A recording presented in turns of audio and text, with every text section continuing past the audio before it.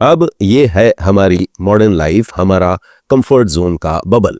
इसके अंदर सब कुछ परफेक्ट है, न ज्यादा गर्मी न ज्यादा सर्दी, क्योंकि हमारे पास क्लाइमेट कंट्रोल है। इसके अलावा और कई सुविधाएं हैं। ऐप से ऑर्डर करो तो 10 मिनट में खाना दरवाजे पर आ जाता है। एंटरटेनमेंट एक दो क्लिक्स दूर है।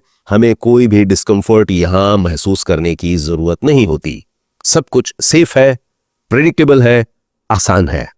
लेकिन यहां परेशानी की बात यह है कि हम इंसान यानी कि होमोसेपियंस पिछले लगभग 25 लाख वर्षों के दौरान अधिकतर समय इस बाउल के बाहर रहते आए हैं, इस बबल के बाहर रहते रहे हैं। और इस बाहरी दुनिया में कभी बहुत ज्यादा सर्दी होती थी तो कभी गर्मी।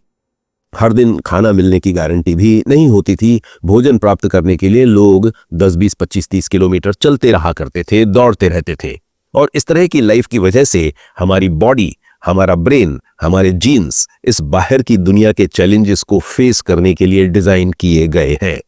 और इसीलिए पिछले लगभग 50 वर्षों से जब से हमने अपने आप को इस आर्टिफिशियल बबल में बंद कर लिया है, तो हमने अपनी उस मशीन को, बेहतरीन मशीन को जिसका डेवलपमेंट दौड़ने के लिए और चैलेंजेस से फेस करने के लिए किया गया था, उस बेहतरीन मशीन को समय से पहले ही रिटायर कर दिया है।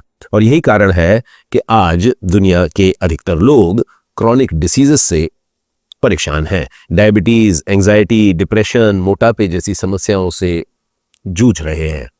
तो अब आप पूछ सकते हैं कि आखिर इसका इलाज क्या है? क्या हम इस बबल को तोड़ डालें और बाहर जंगल में रहने के लिए चले जाएं? No no, not at all.